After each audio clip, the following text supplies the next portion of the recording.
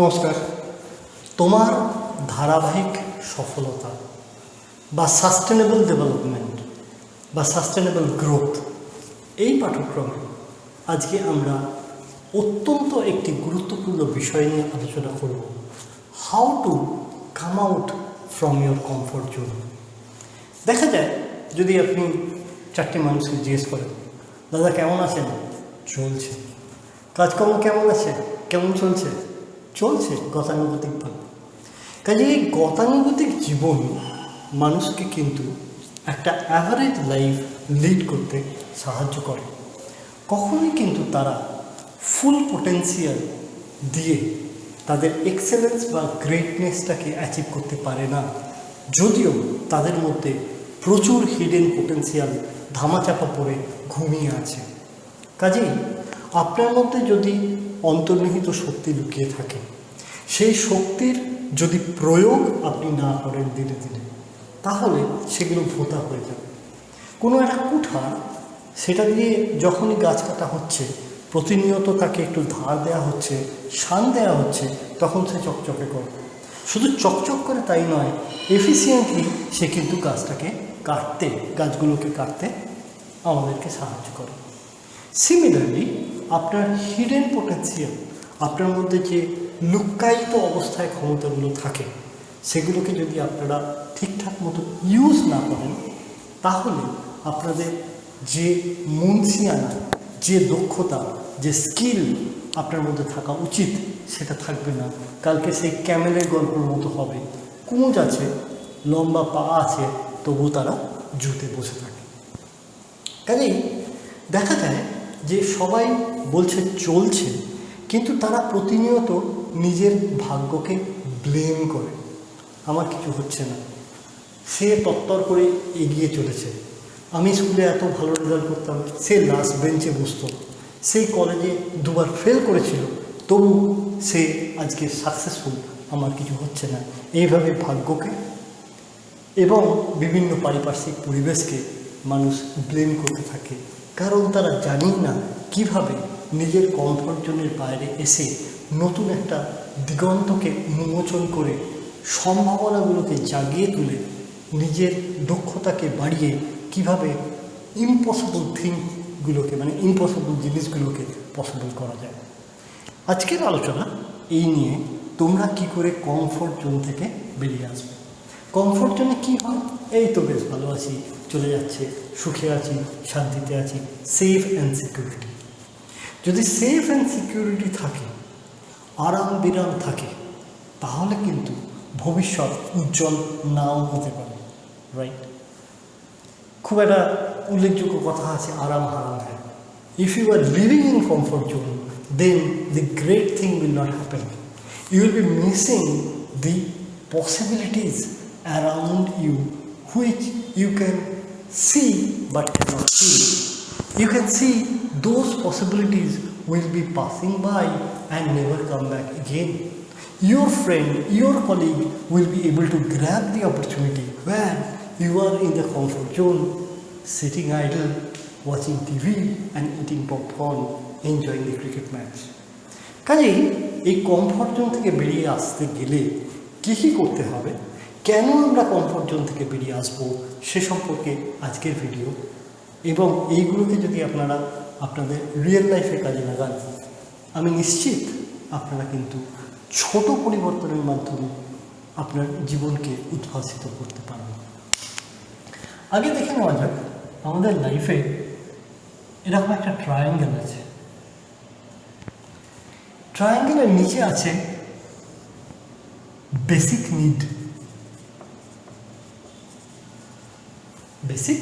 Needs.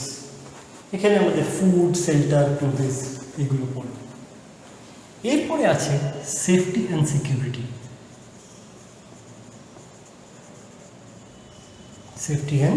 Security. তারপর আছে self esteem, accomplishment, যে আমি একটা অ্যাকমপ্লিশ করেছি এটা। তারপর হচ্ছে রিলেশনশিপ, সোশ্যালাইজেশন, এগুলো সময় পদ্ধতি, সমাজের মধ্যে অ্যাকচুয়ালি পাবো ইত্যাদি ইত্যাদি। আর ফাইনাল স্টেট হচ্ছে সেলফ অ্যাকচুয়ালাইজেশন। সেলফ অ্যাকচুয়ালাইজেশন এটা হচ্ছে living life in fullest with full potential. Living life with fullest and full potential. Self actualisation এই স্টেট হচ্ছে living life in fullest and living life with creativity, innovation and achieving excellence in life. কাজে কেউ যদি বলে basic need, social need, safety and security, relationship is enough, then life journey is more of less average. কিন্তু গ্রাফটাকে যদি বিয়ন্ডে উঠতে হয় তাহলে চলে যাচ্ছে গতানুগতিক জীবন, এটাকে পেছনে ফেলে কিন্তু ওপরে উঠতে হবে।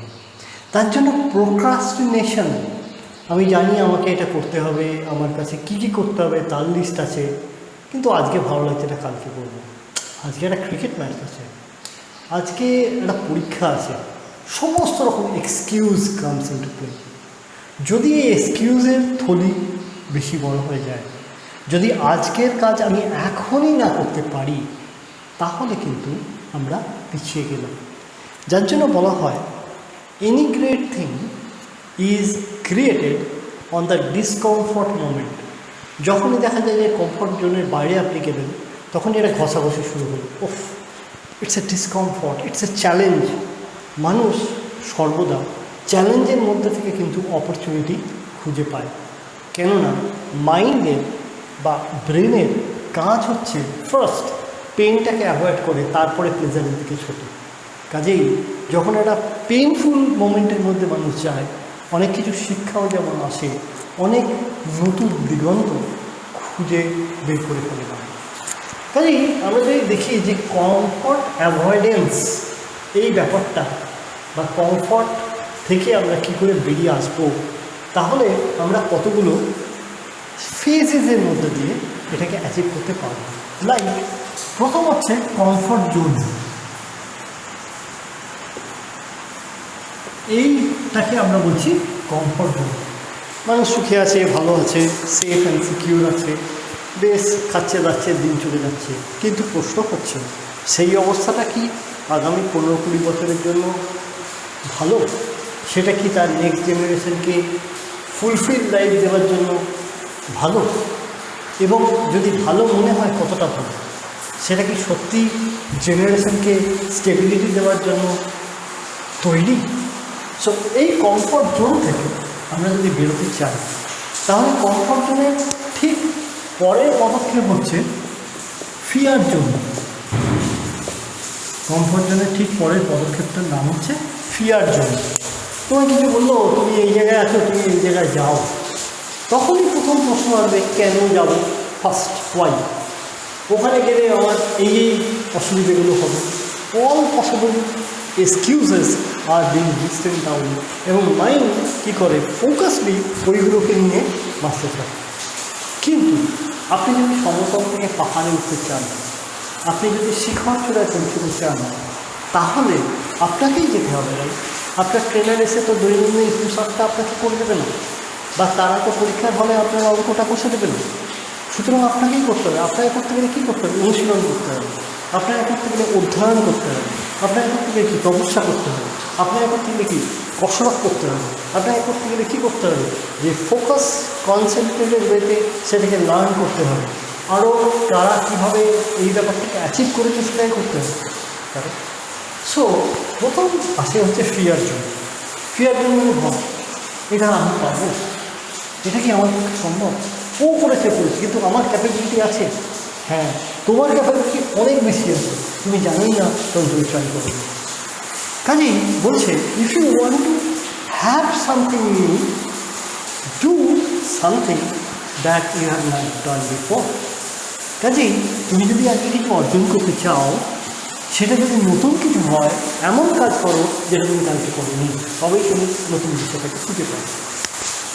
এবার 3 অঞ্চলকে যখন একটু একটু করে কাটে তখন যেটা আসে সেটা হচ্ছে কনফিউশন জোন। তখন যেটা আসে তখন সেটাকে বলে কনফিউজড। হ্যাঁ, আমি ভেবেছিলাম এটা করবো, আমি এক পদক্ষেপ এগিয়েছি, কিন্তু দেখি ভুল করলাম না কি। So this kind of confusions, questions, lack of clarity comes into play. কিন্তু জোর কমানোর মানুষ যখন ফুল ফোকাস, পজিটিভ ইমোশন নিয়ে এগিয়ে চলে উইথ ক্লারিটি, তখন যে জোনটার মধ্যে তারা এসে পড়ে সেটাকে বলে লার্নিং জোন।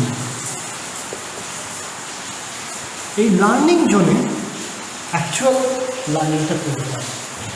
এই লার্নিং জোনে এসে তখন সে জ্ঞানের সমুদ্রে এসে পড়ে, acquiring knowledge, learning new skill, learning new behaviour, learning new approach, learning new attitude, seeing who have done nicely on that phase, তাদের দেখা, তাদের কাছ থেকে শেখা, কানেক্টেড উইথ পিপুল যারা একই ডোমেনে আছে, লাইক মাইন্ডেড, এবং তাদের হ্যাবিটগুলোকে ফলো করে দৈনন্দিন কাজে সিম্পলেস্ট ওয়েতে সেগুলোকে ইউজ করা, যাতে করে তার লার্নিং কার্ভটা বাড়ে।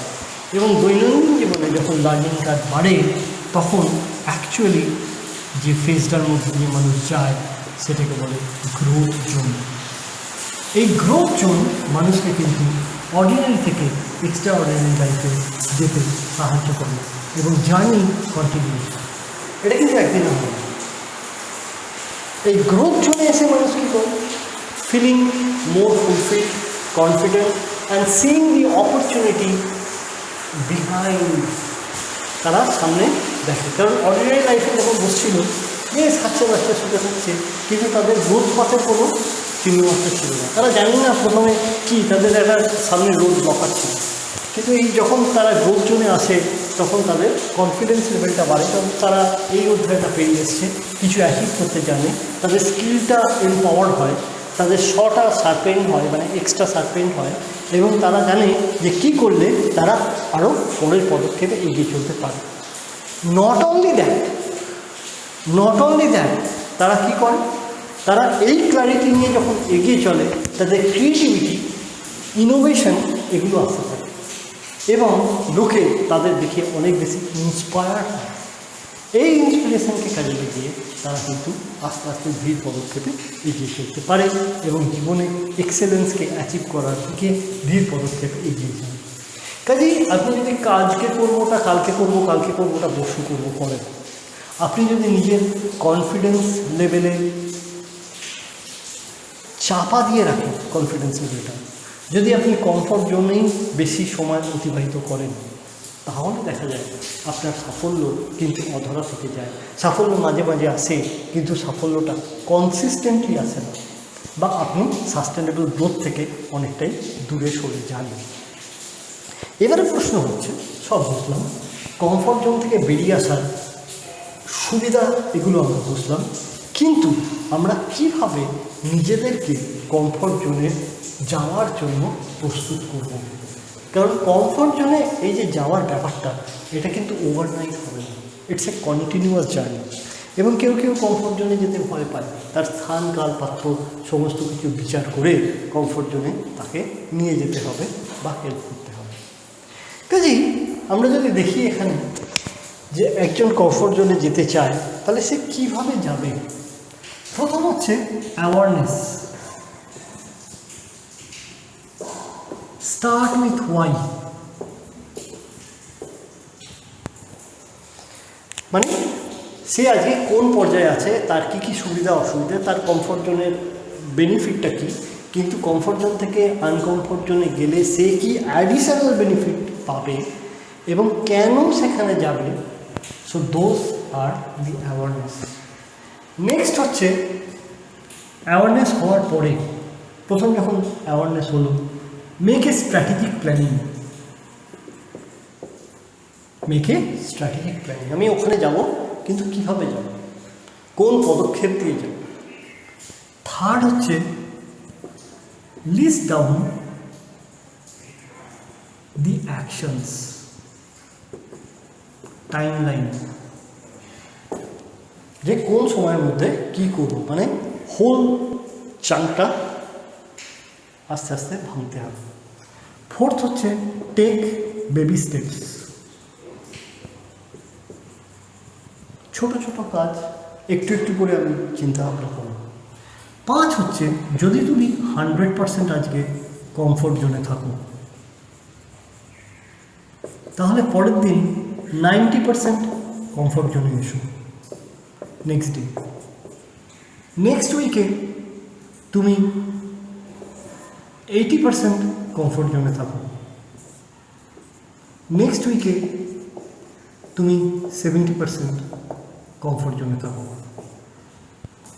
এইভাবে তুমি যদি করো, একটু একটু করে যদি কমফোর্ট জোন থেকে টাইম বের করে আনকমফোর্ট জোনে যেতে থাকো, নতুন কিছু করার চিন্তাভাবনা পরিকল্পনা করে সেটাকে যদি অ্যাপ্লাই করো, তাহলে দেখবে তুমি ধীরে ধীরে অনেক কিছু নতুন করতে পারছো।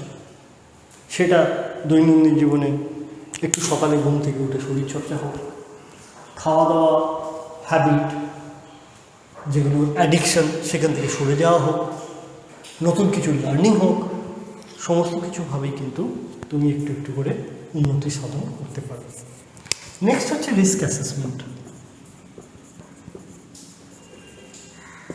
এই রিস্ক অ্যাসেসমেন্টে কী হয়, যে যখনই তুমি প্রথম অবস্থাটাকে স্ক্যান করে তার ড্রব্যাকগুলোকে ড্র করবে, তখনই তোমার মনে হবে এবং হোয়াই পার্টটা খুব জাগ্রত হয়ে উঠবে, কেন আমি আমার এই কমফোর্ট জোনে বসে থাকবো না, আমি কি করলে আমার এই ব্রাইটেস্ট ওয়ে থেকে আমি দেখতে পাবো যে পথটা আমার এখনও ট্রাভেল করা হয়নি, রাইট? তারপর হচ্ছে always be positive, enthusiastic and learn from others. ঠিক আছে? Generate level of confidence. Generate level of confidence. এই কনফিডেন্স জেনারেট করতে গেলে B social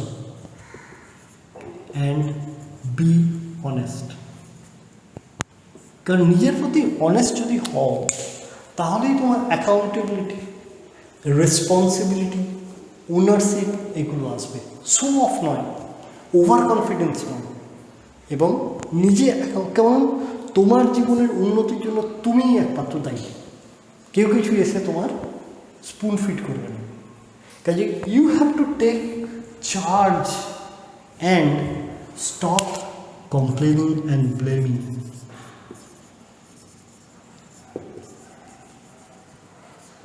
Stop complaining and blaming. Next হচ্ছে যে যখন তুমি জানলে যে তোমার এই কাজটা করতে হবে, তোমার রোড ম্যাপ এটা, তাহলে কারা কারা ওই দিকে গেছে সেটাকে ভালো করে অনুসরণ করো। তারা কীভাবে এইটাকে অ্যাচিভ করেছে সেই পন্থাগুলো অনুসরণ করে, তাদের সঙ্গে কানেক্ট করে, লাইক মাইন্ডেড পিপুলের একটা নেটওয়ার্ক তৈরি করে এগিয়ে চলো, তবেই কিন্তু তোমার এই অধরা গোল বা অবজেক্টিভ বা এক্সেলেন্সকে তুমি অ্যাচিভ করতে পারবে। নেক্সট হচ্ছে যেটা খুব দরকার, সেটা হচ্ছে যে ধারাবাহিক সাফল্যকে নিয়ে এগিয়ে চলার জন্য, একটা উইনিং হ্যাবিট ক্রিয়েট করার জন্য, তোমার কমফোর্ট জোনকে ব্রেক করে এগিয়ে চলতে তোমাকে যেটা নিরন্তরভাবে সাহায্য করে যাবে, সেটা হচ্ছে আর কিছুই নয়, যে তুমি যখন একটু একটু করে অ্যাচিভমেন্ট পাবে, সেই অ্যাচিভমেন্টগুলোতে তুমি নিজেকে খুব ভালো করে ইন্ধন যোগাও। এটা তুমি ছিলে, ভাবতেই পারো নি এটা অ্যাচিভ করতে পারবে বলে, আজকে অ্যাচিভ করেছো। কাজে ওটা তোমার লক্ষ্য, এবং ওই লক্ষ্যটা একইভাবে তুমি অ্যাচিভ করতে পারবে। এই পন্থাগুলো যদি তুমি করো, তাহলে দেখবে অচিরেই সামান্য পরিবর্তন তোমার জীবনে অনেকখানি পজিটিভ আউটকাম নিয়ে আসতে পেরেছে, এবং তার মাধ্যমে তুমি তোমার সাফল্যর শিখর চূড়ায় উঠে অনেক জীবনে ক্লারিটি পেয়েছো, অনেকখানি অ্যাওয়ারনেস এসেছে তোমার ফুল পোটেন্সিয়ালের উপর, এবং তুমি নিজেকে ডিসকভার করতে পেরেছো, যাতে করে তুমি জীবনে উত্থান পতনকে কাটিয়ে তোমার ইনার পিস এবং স্যাটিসফ্যাকশনকে বজায় রেখে তুমি তোমার সাকসেস এবং ওয়েলনেসকে উন্নীত করে এগিয়ে চলতে পেরেছো। যে কোনো মুহূর্তের মোকাবেলার জন্য তুমি রেডি হয়ে গেছো। কাজে এই কমফর্ট জোনকে যদি তুমি এই পন্থা, এই টুলস, এই টেকনিককে কাজে লাগিয়ে ভাঙতে পারো, out of box thinking, passion oriented strategy এবং এক্সেলেন্স অ্যাকশন দিয়ে তুমি যদি তোমার নতুন দিগন্তের সূচনা করতে পারো, তাহলে দেখবে অচিরেই তোমার জীবনের একটি পরিবর্তন এসছে, যে পরিবর্তন শুধু ক্ষণস্থায়ী একবার সফলতা দেবে না, বারবার দেবে, এবং তুমি কনসিস্টেন্ট একটা সাকসেস পাবে, কনসিস্টেন্ট একটা গ্রোথ পাবে, যাতে করে তোমার লাইফে একটা সাস্টেনেবল ডেভেলপমেন্ট আসে। আশা করি তোমার ধারাবাহিক সাফল্য এই পাঠ্যক্রম তোমাদের অনেক কাজে আসবে, এবং তোমাদের জীবনের উজ্জ্বল ভবিষ্যৎ কামনা করে কোর্সটি এখানেই শেষ করছি। নমস্কার।